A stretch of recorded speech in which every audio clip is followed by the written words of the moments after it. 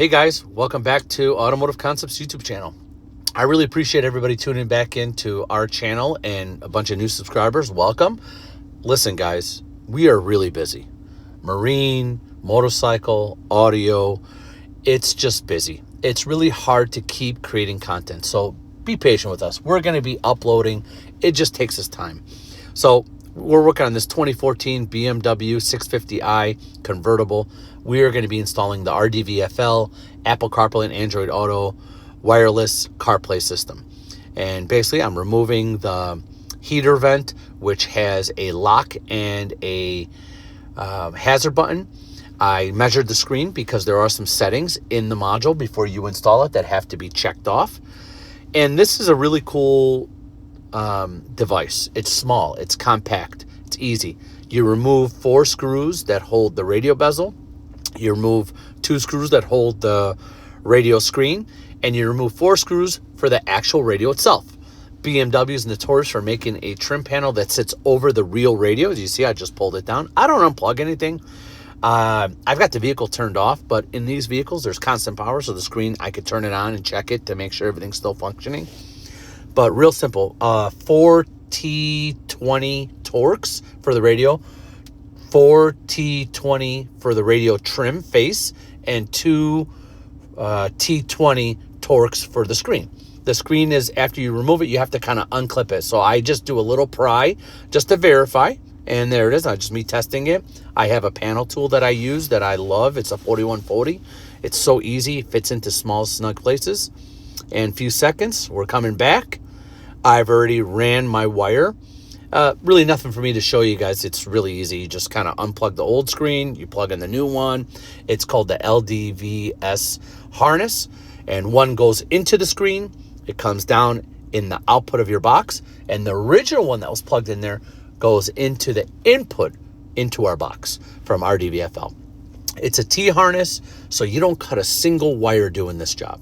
You just have to be cautious on making sure that all your wires are ran properly, zip tied in place, mounted in the right direction, and ran. So here's our RDVFL box. It's really small, about the size of my palm. I plug in the blue cable, which went back to the old screen. I plug in the purple cable, which is into the from the old screen to the module, and the white power connector. And I have this mounted right in there, and you can see it fits really low down below. I wanted to do this video this way because I realize that most people don't have time. They want to zoom in, they want to watch.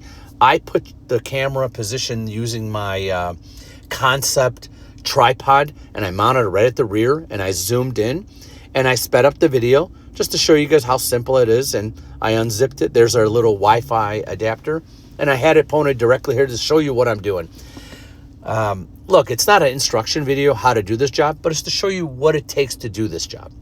And it took us close to about 2 hours. I'm going to say 2 hours for the installation. Reason being, you have to take your time. You have to be really careful and cautious. There are plugs, there are connections, there is a major harness that goes into that radio that I put back with the 4 Torx screws. There is fiber optic cabling.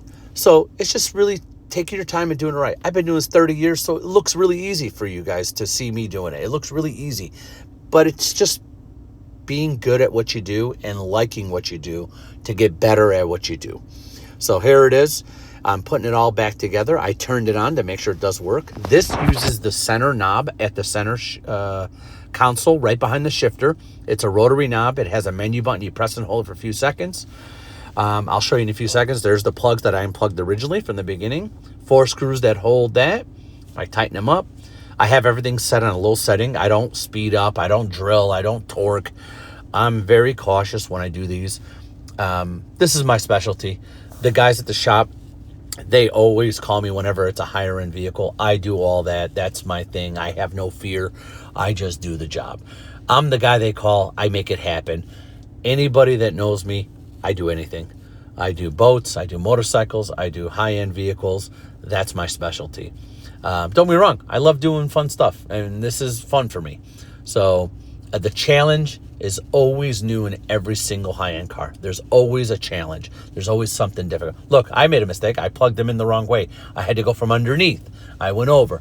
I'm not a rookie, but that was a rookie mistake. I should have known that. So really simple, guys, to do this. This upgrade is awesome. This is a client of ours that we do a lot of high-end cars for him. This is probably our 7th to 8th vehicle we've done for him. All BMW, all Mercedes. So now you have to pair the device. What I realized is I had to bring my phone. Now I bring my phone, and you got to pair the Bluetooth of the vehicle to your phone first, set the radio onto Bluetooth, and then pair the device to the Apple CarPlay. So whatever you use, or Android Auto, whatever. I'm doing Android, so I got a S24. So once I paired it, I realized I'm not getting no sound. I realized, oh my God, I forgot. I got to delete all his old Bluetooths, repair mine.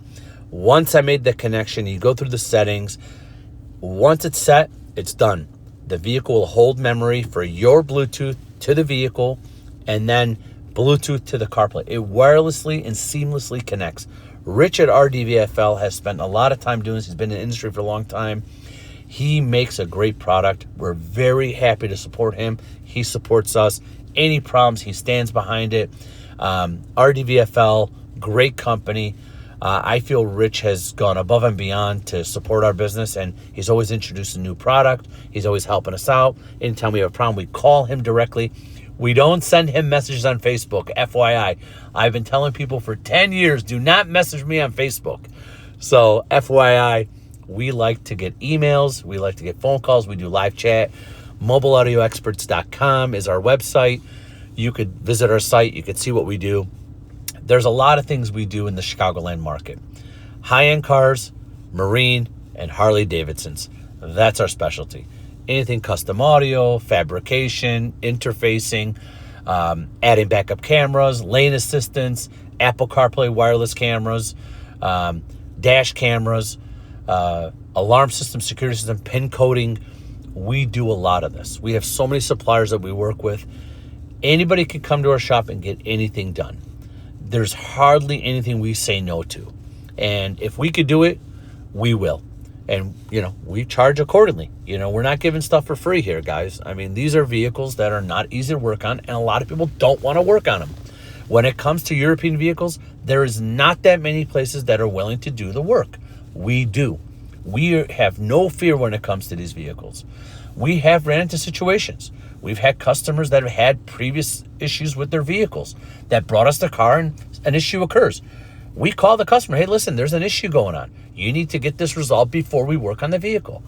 So beware, guys. Not everybody stands behind their work. We do. We offer lifetime labor guarantee. Everything we do. You call us up 5 years from now and say, hey, listen, I'm having an issue. You bring it in. We're going to tell you, hey, listen, your issue is from the component. Your issue is from water. Your issue is the amplifier failed. You're out of warranty. Let's get you a new amp. Let's swap it out. We're not going to charge you labor. We'll sell you a new amp. You'll be on your way. Things do occur. And don't forget, guys, these new vehicles, they require software, firmware, updating. They're always hooked up to internet. There is this whole new generation of vehicles that you do not have control over the systems. We can get into the car computer and we can do updates and add software, do pin coding, adding new features. We could interface and integrate into many new vehicles. We've got the software, the tools, the scanning devices. This is our specialty. This is what we do. So if you need us to do anything for your vehicle, give us a call, 708-396-8700. Our shop is not a big shop, but we have multiple locations. We work hand in hand with several suppliers. We've got other shops we do business with that can assist us whenever we need help. We work with several dealerships. Thanks.